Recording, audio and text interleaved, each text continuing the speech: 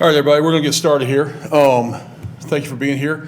I know these winter weather preparedness things have been done throughout the county and every township.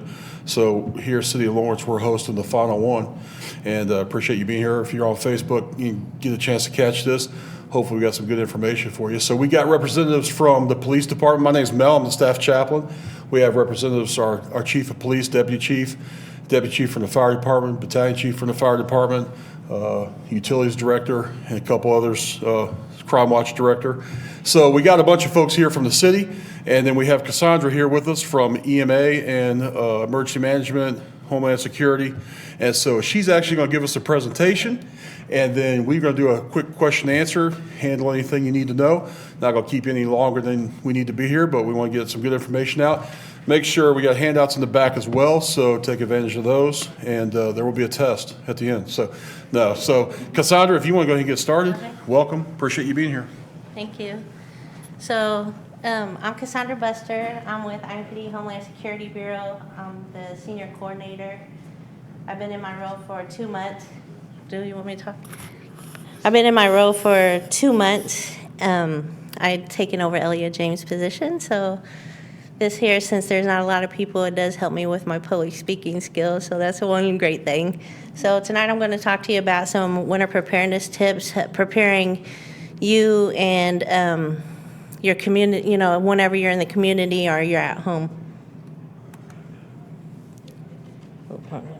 Okay, so some things to do before the winter weather approaches.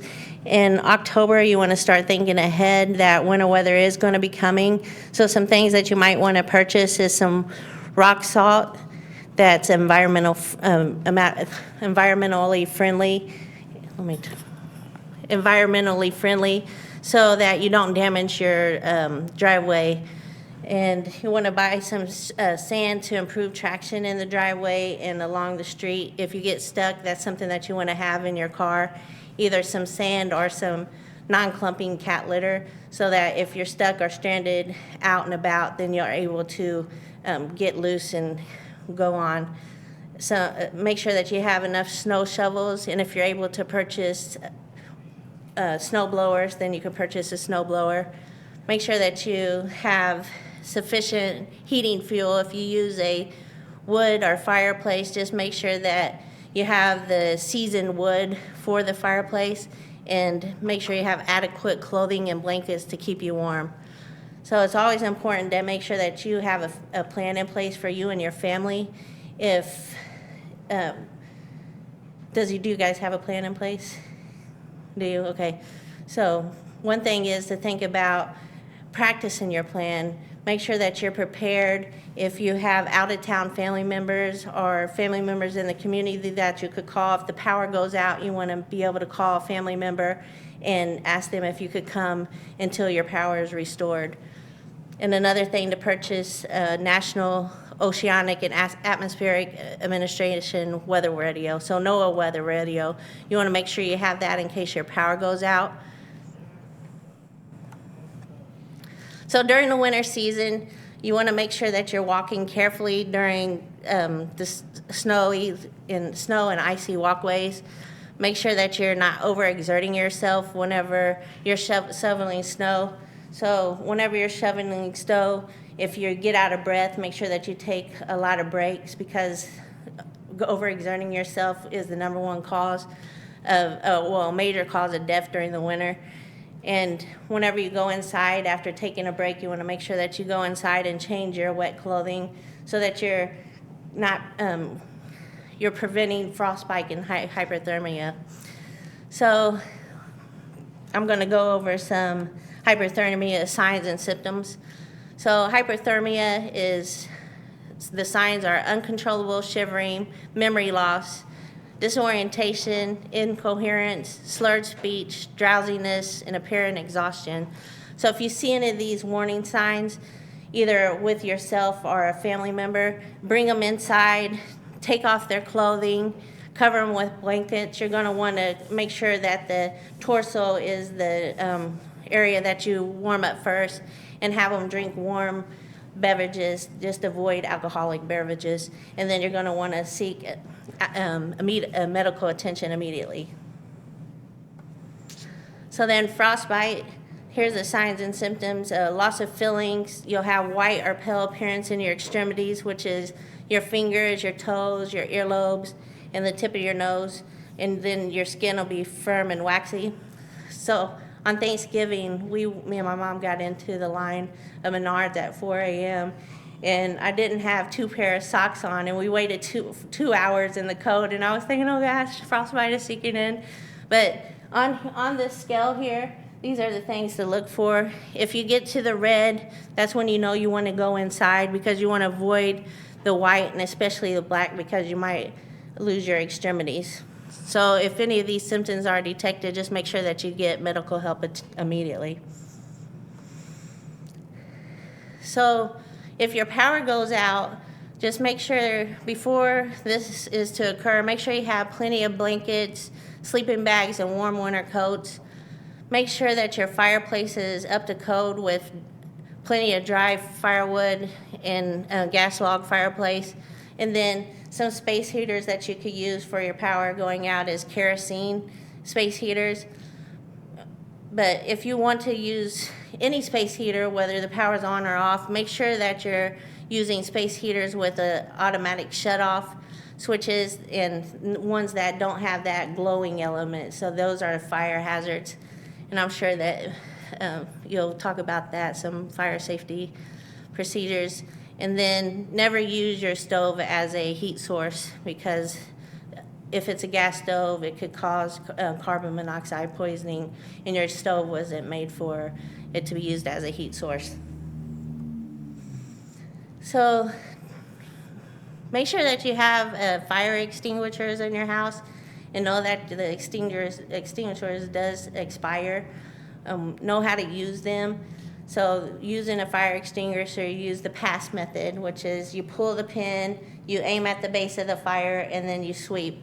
So you want to make sure that you and your children and your family know how to use the fire extinguisher.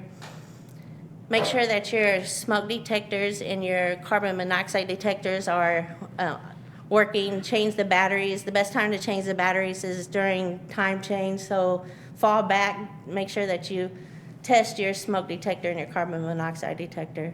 So do you guys have gas in your home? No? You do? So do you have carbon monoxide detectors? I'll put it on my list of things to buy. Okay, yeah. So just make sure that you have those, and then you check them often to make sure that they're operational. And if you use a generator, make sure that it's located at least 20 feet away from any window, door, or vent, so that you're preventing carbon monoxide from seeping into your home. And don't use the generator if it's wet, or any appliance. And then also always make sure that you use a heavy-duty, outrated cord to plug in your appliances. And never store gasoline in your home, even in the garage. And I know whenever you cut the grass and you let the gasoline store in your home, it's a fire hazard. So just make sure that you don't do it, because the fumes could ignite. So preparing your home, some things that you'll want to do is clear your gutters every year. Make sure that you clear them from leaves. So if the snow weighs down, if you already have a whole bunch of leaves in the gutters, then it could, make your gutters fall. Maintain your heating equipment. The year before last, we replaced our entire heating and air conditioning system. So a part of their warranty was for them to come out and do an inspection on it every year. So this is make sure that you have that inspected so it's operational, and also change your filters every year. Some of them last 3 months, and some of them you need to change every month. It's just depending on the quality that you buy. So just make sure that you're changing them regularly. If it's below freezing, 32 degrees or below, you'll want to leave a small drip on your faucet and open up your cabinet doors, so that way your pipes don't freeze. And then make sure that you know where your shut-off valve is for your water. Do you guys know where that is? Outside, yeah. I know one place that was in my house is under the main kitchen sink. There was a shut-off valve, and you could just shut it off. Because if your pipes freeze and they bust, then you want to shut it off immediately to avoid further damage to your home. And you can insulate your windows by putting plastic on the inside, or if you, a good thing is to purchase storm windows so that you could keep the cold out and the heat in. Preparing your car. Every year you want to make sure that you're taking your car for inspection. If you don't do it, do it yourself. Check your brakes, your transmission, and your tires. Make sure that your battery and your ignition system is in top condition. If you see corrosion, you want to clean it off. Make sure that you have antifreeze and your hose are sturdy, and you check your belts to avoid any freezing. One thing is that I've seen a lot of people do, and it's a good idea, if you know that, like tonight, there's supposed to be some freezing rain come in. It's not supposed to be a lot, but put your windshield wipers up so they don't stick to your windshield. That way, whenever you're going to warm your car in the morning, you could just, get in there, warm it up, and go. It'll prevent your windshield wipers from sticking to the windshield. And also, you could purchase de-icer washer fluid. So once your washer fluid that you have in there is all gone, you could purchase de-icer fluid. Whenever that ice storm we had, I sprayed de-icer on the windshields, and it worked pretty good. So that's a thing that you should purchase. Check your headlights, your taillights, and brake lights, because you don't know if they're out in the back, and it's a hazard if you're stopping and your brake lights went out. Make sure your exhaust system and your heater and defroster is checked. Check your fuel lines and air filters and your oil. Make sure you change your oil regularly. A lot of the newer cars are going up to 6,000 miles. So it's depending on what year you have, 3,000 to 6,000 miles. And if your doors are prone to freezing, then you can spray it with WD-40. So driving safe. Before you go out, make sure that you check the local news to see if there's any travel advisories. If there's a travel advisory that's just for emergency personnel only, then you'll want to stay at home. If you go out, make sure that you clean your windows, your mirrors, and make sure it's all clear of snow, so that way you don't block your visibility. Always have a full tank of gas, and one suggestion is to never let it go below a half a tank, so that your tank or your lines don't freeze. Give yourself plenty of time to get to your destination, and make sure that you at least give a 5-second distance from the car in front of you. That way, if you did have to brake, you'll be able to brake in enough time. Make sure that you never ride behind, or make sure you don't pass a snowplow machine. I know that you could let them go and let them do their job. I was on the highway last night, and there was a plow machine. So the car behind it was not passing it, but it was like tailgating it. And I was like, how is this even safe? So make sure you just keep your distance and let them do their job. If you try to pass them, they could throw all kinds of stuff on your vehicle, so you want to avoid that. And then just most importantly, make sure you drive smart and safe. So do you guys have an emergency kit in your car? No? Pretty stocked with things. Okay, so you always want to make sure that you have an emergency kit. Here are the items that you should put in it. Some blankets and sleeping bags, a flashlight that's battery operated, jumper cables, emergency flares, matches, extra set of clothing, so if you're out trying to get yourself unstuck and you get wet, you're able to change your clothing, a shovel and a rope, some bottled water. But if you're going to keep bottled water in your vehicle, just keep it in a bag and take it inside the house every night so it doesn't freeze out. A first aid kit with some extra medication, rock salt, and then the non-clumping cat litter. Make sure your cell phone is always charged when the weather is bad, so that you don't, your battery doesn't go bad. And then ice scraper and snow brush, and then a spare tire. Make sure that your spare tire is inflated. And then with the food, either at home, this is more for your supply at home. Make sure that you have at least 3 days supply of water. So that's 1 gallon of water for every one person in your home, for drinking and for washing. Make sure that you have some non-perishable foods, which consist of canned goods, and make sure you have a regular can opener, not electric, because it won't do any good. You won't be able to open it. If you have children, make sure you have plenty of baby food and formula, and then always think about your pets and make sure that you have enough food for your pets. Then if you have enough time in advance, you could prepare a cooler with ice. So if your electricity does go out for an extended period of time, you're able to save your perishable foods. So, that's it. That's my presentation. I was a little nervous at the beginning because my classmate is here. So It's the uniform, it's intimidating. yeah. Yeah. All right, thank you, Cassandra. Thank you. Hey, so we don't want to take any more time than we need to, but certainly want to answer any questions that you might have. Again, we have Cassandra here from EMA and Homeland Security, police chief's here, deputy fire chief's here, utilities director. We'll answer any questions. I do have one question, probably the fire chief might be able to answer. So I have a fire extinguisher in my house. My dad, retired firefighter, made sure we had one in the house. Problem is, I'm pretty sure it hasn't been checked since he bought it, and I know that they need to be checked every year.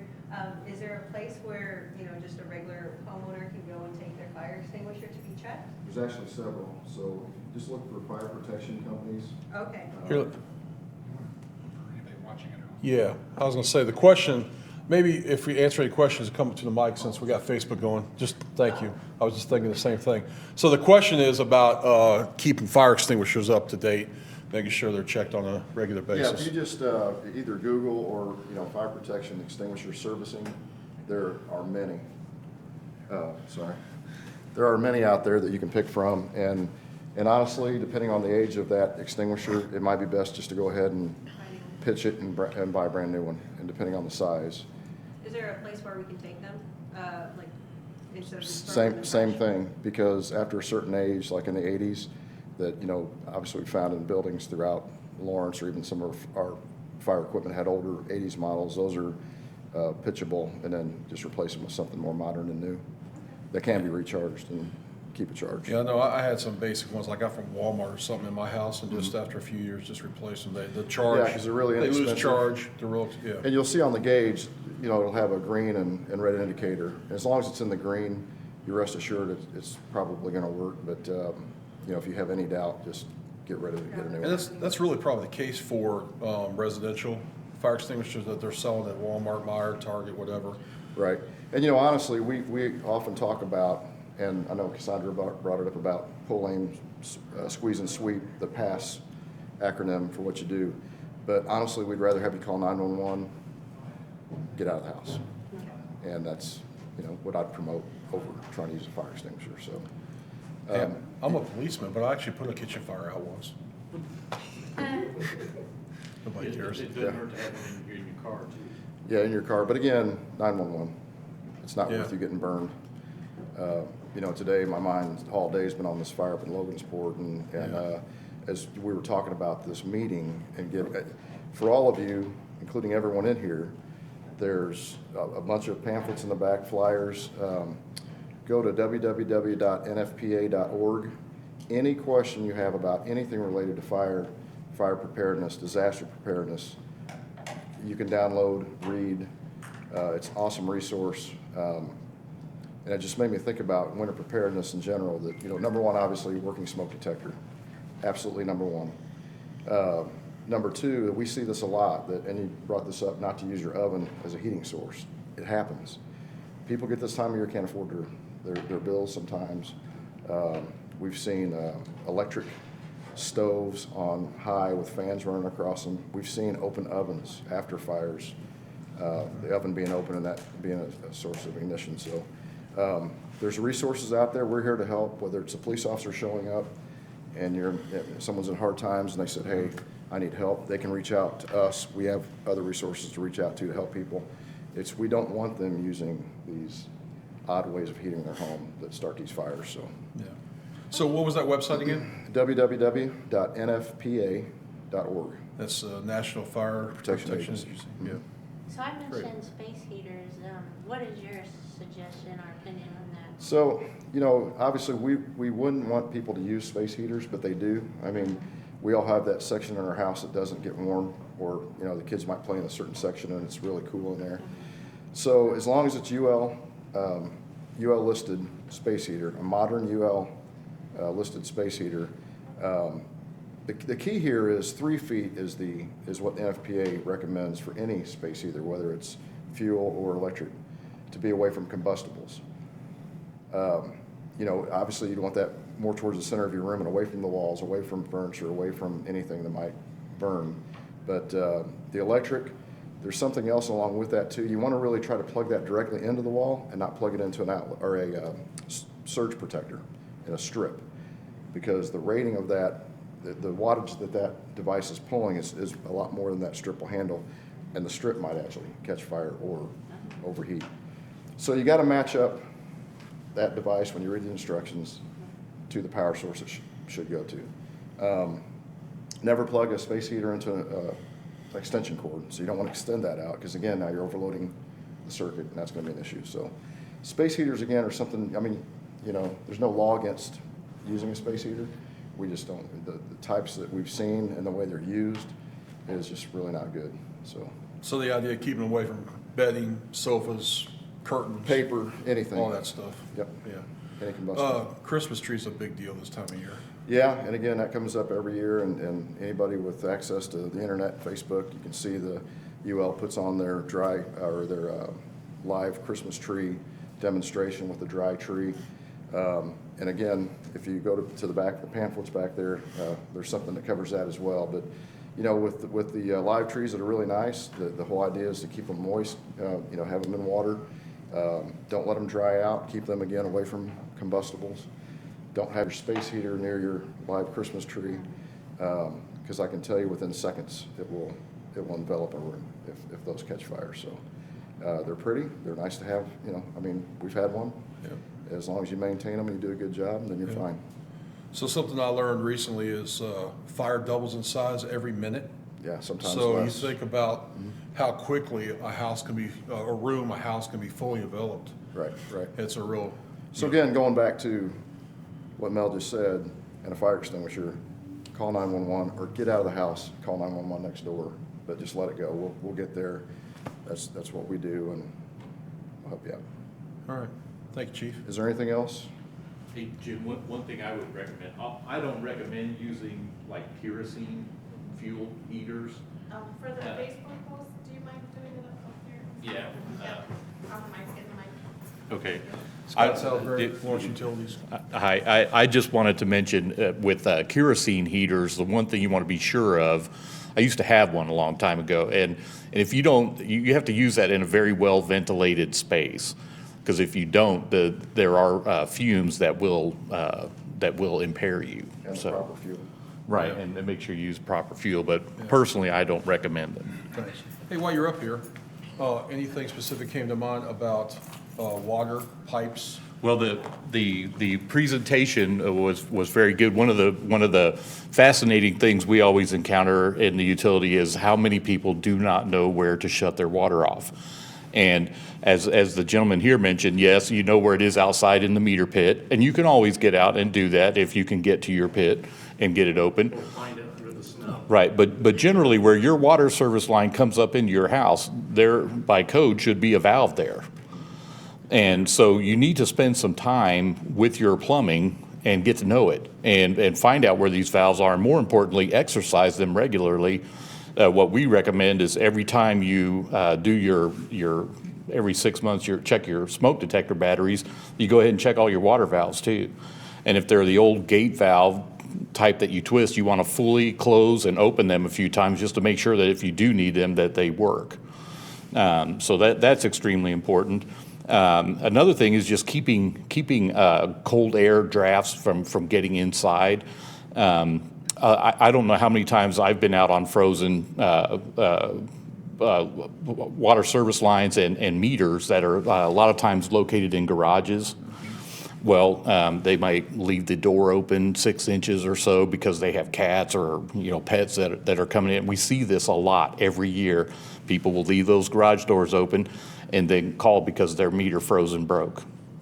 So shut the garage door, figure out something else for your pet, because that's a very costly, replacement water meter can be as much as $500.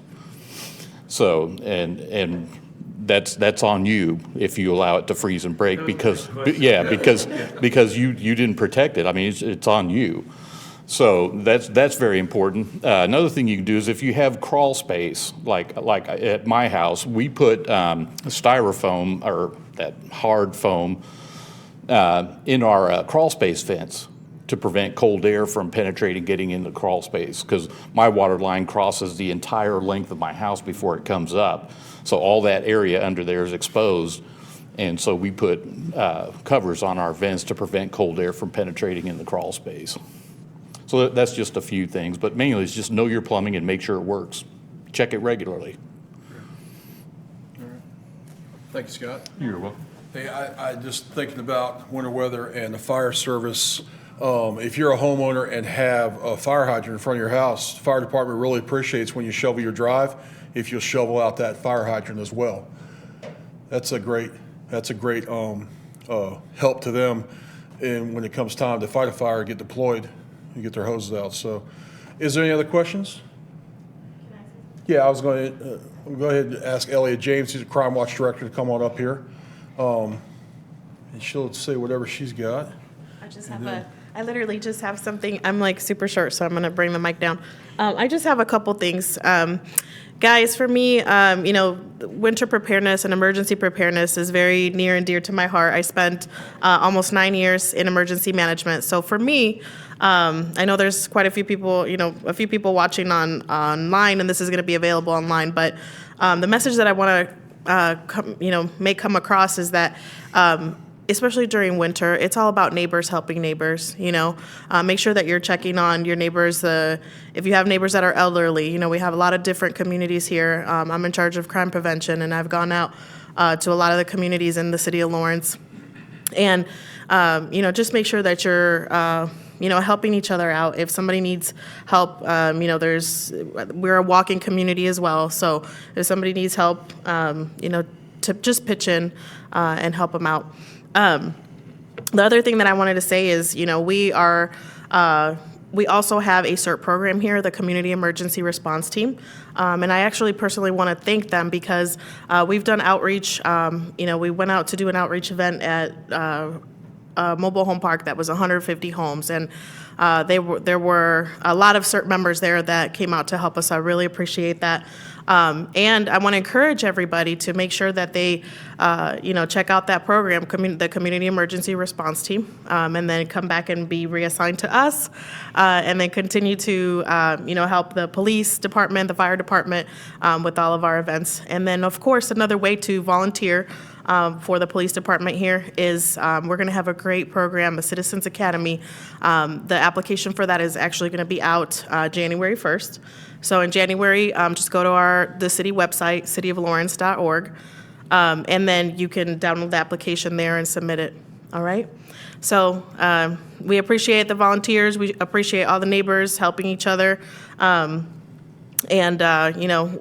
in Lawrence have wonderful communities, and I know that everybody's going to help each other out. So that was just my 2 cents. Awesome. Thank you. Awesome, thank you. So we've heard from utilities, EMA, fire department. From a law enforcement perspective, 2 things come to mind for me. And the one is, this time of year, we see a huge uptick in stolen vehicles.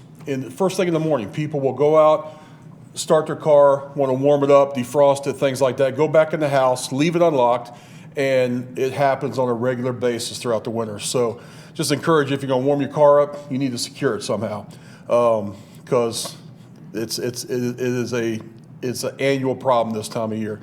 The only other thing, and this really isn't had to do with winter weather, but with Christmas coming, we have this new term we've heard the last few years, porch pirates. Everybody's ordering stuff off of Amazon, online, things like that. We here in the city of Lawrence, we've actually caught a couple bands over the last couple of years of guys that are doing that, stealing stuff off people's porches. Do what you can to secure your online purchases, and we'll do what we can as a police department, but that is a huge issue this time of year as well from a law enforcement perspective. Chief, is there anything I'm missing law enforcement wise? Okay, he says I did good. Oh, come on. Chief Hoffman? I'll be very brief. Something Elliot said, neighbors checking on neighbors is very important, but the men and women of the Lawrence Police Department, I know any police department, they're more than willing to do welfare checks on your neighbors. So you don't have to trudge across the street, through the snow, through the ice. Just give us a call. If mail is stacking up, if lights aren't coming on at night, if you have any reason whatsoever to have concern for the safety of your neighbors, just have an officer stop by. We'll be more than happy to do that. If ambulance, fire services are needed, the officers, of course, will call for that. I'd also suggest something else crossed my mind as well. Let's not forget our pets when it gets particularly like the weather is right now. Those outdoor water bowls, we know they freeze, of course, and it's just, if it's too cold for you to be outside with no clothing on, it's probably too cold for your pets to be outside for extended periods, tied up to, fence posts or whatever. And more than that, more than just a humane and ethical and just the right way to live is to take care of our pets, but it's also a crime, and you can face criminal consequences for neglecting animals. So those would be some of off the top of my head, and I want to thank Sandra, Cert, Elia, Mel, everybody that was responsible for this presentation all over the county, because it's no different in law enforcement or the fire service or in the medical world. It's the preparation and planning that you put into a pre-event that's going to determine your success and health and well-being following an event, such as a blizzard or a cold weather front or just whatever you can think of. So events like this, they are very important. It brings us back. It kind of focuses us again on what we need to be thinking about. And I just wanted to thank you for bringing that to Lawrence. So thank you so much. Thank you, Chief. So we'll just wrap things up. I will mention again, Chief already just named everybody that's been involved this evening. We appreciate that. These agencies, public safety or emergency management or utilities, whoever, are available to answer questions, respond to needs. I will tell you also, you can find information on the City of Lawrence website, which is www.cityoflawrence.org, all one word, cityoflawrence.org. The City of Lawrence, Lawrence Police Department, Lawrence Fire Department all maintain Facebook and Twitter profiles. You can follow ongoing things there. We'll be updating with certain things throughout the year. And this season, it would be helpful, so you can always follow us on social media as well. You guys have a social media presence? Yes, actually, we just started a new Facebook page, so Awesome. the one I like is IMPD Homeland Security Bureau.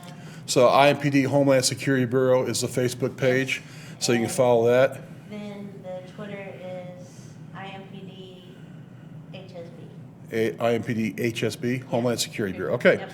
So Marion County IMPD, they have social media profiles as well that you can follow for current information.